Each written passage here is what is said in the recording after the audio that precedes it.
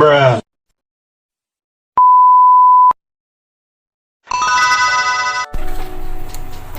Halo teman-teman semua, perkenalkan nama saya Claudia Sandrani Bungo, biasa disapa dengan Sandra.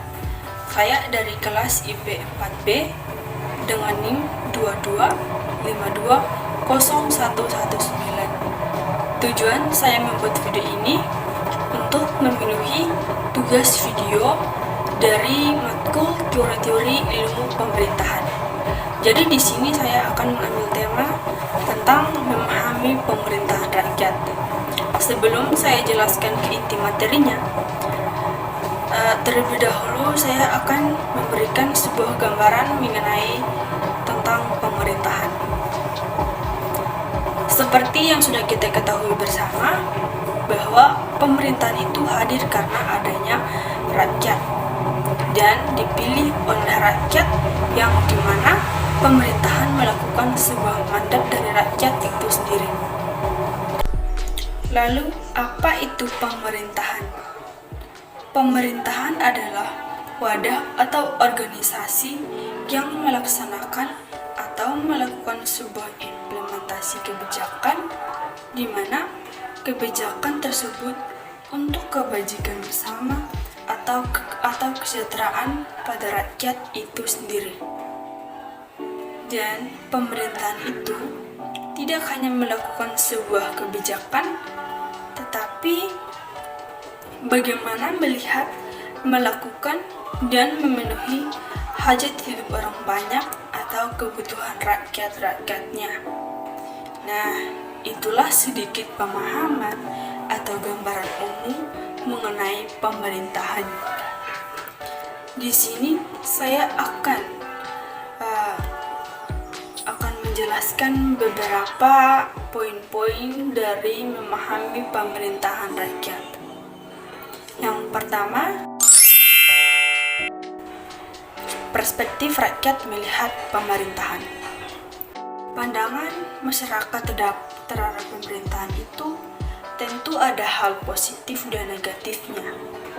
Hal yang positif menurut pandangan rakyat terhadap pemerintah itu, di mana pemerintah mampu mensejahterakan rakyatnya yang walaupun dalam kondisi COVID, baik dalam bentuk pembangunan misalnya jalan, sumber mata air untuk pertanian yaitu irigasi, dan memberikan sembako serta uang PKH untuk masyarakat.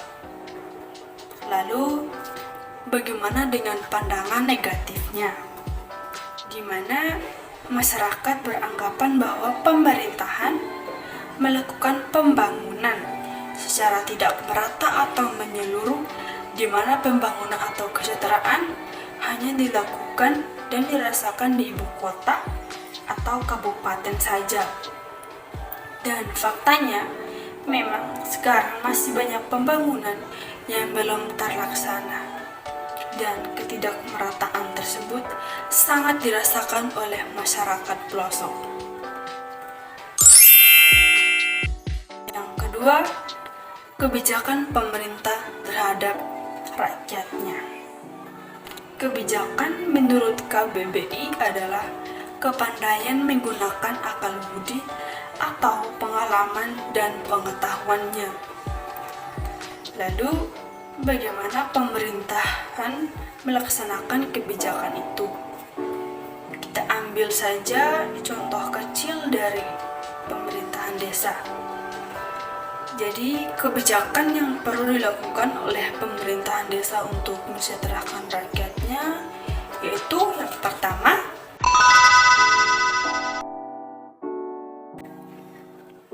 meningkatkan ketahanan budaya dan sosial masyarakat berdasarkan nilai luhur dari budaya lokal, contohnya mengadakan lomba, tari atau nyanyian tradisional.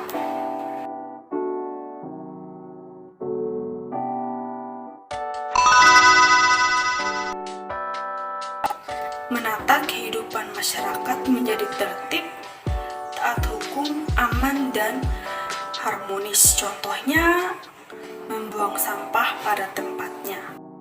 bergotong royong, saling membantu, komunikasi antara tetangga maupun lingkungan-lingkungan sekitarnya.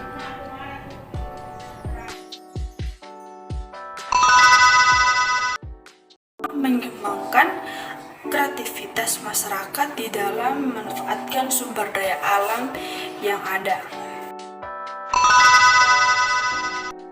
Yang keempat, menciptakan program untuk mewujudkan masyarakat yang sadar terhadap pola hidup sehat, gizi, dan kebersihan, baik dari sisi jasmani maupun rohani. Contoh, dalam jasmani selalu menerapkan cuci tangan sebelum makan. Dalam rohani, mengajarkan anak dari dini untuk selalu berdoa dan berbuat baik.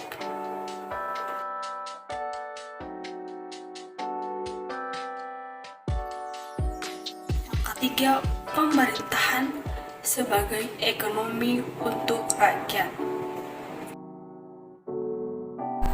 Pemerintahan itu sudah pasti mengandung ekonomi, karena ekonomi menciptakan pemerintahan yang dimana pemerintahan akan mudah menjalankan fungsi otoritas untuk mengatur, membuat regulasi, distribusi, dan proteksi terhadap ekonomi untuk kepentingan hajat hidup orang banyak atau rakyatnya.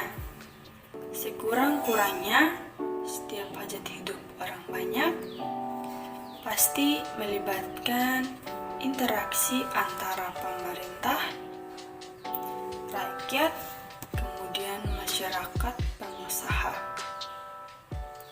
Dengan interaksi atau relasi itu akan mudah menimbulkan yang namanya kerjasama, yang dimana untuk mencapai tujuan yang ingin dicapai bersama, yaitu kesejahteraan dan kemakmuran.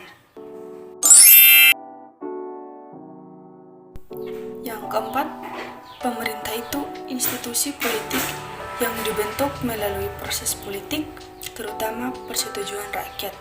Jadi di sini pemerintahan pasti akan bekerja secara politik, hukum, dan administrasi yang didukung manajemen dan teknologi. Nah, di mana di sini teknologi dan manajemen sangat berfungsi untuk berjalannya suatu birokrasi yang akan dijalankan oleh pemerintah. Selain membuat suatu birokrasi, pemerintah juga akan membuat suatu yang dinamakan dengan kebijakan, yang dimana akan mengarah pada kebajikan untuk kepentingan rakyat atau kepentingan bersama. Demikian poin-poin mengenai memahami pemerintahan rakyat. Kesimpulan dari pemahaman pemerintahan rakyat yaitu pemerintahan tidak hanya melaksanakan implementasi kebijakan, tapi bagaimana pemerintah melihat berinteraksi dengan masyarakat dan bekerja sama, baik masyarakat pengusaha maupun masyarakat biasa, yang dimana untuk kepentingan hajat hidup orang banyak. Dengan demikian, kesejahteraan dan kemakmuran akan tercapai. Nah, teman-teman, itu saja yang bisa saya jelaskan mengenai memahami pemerintahan rakyat. Maaf jika ada kesalahan atau tutur kata yang mungkin saya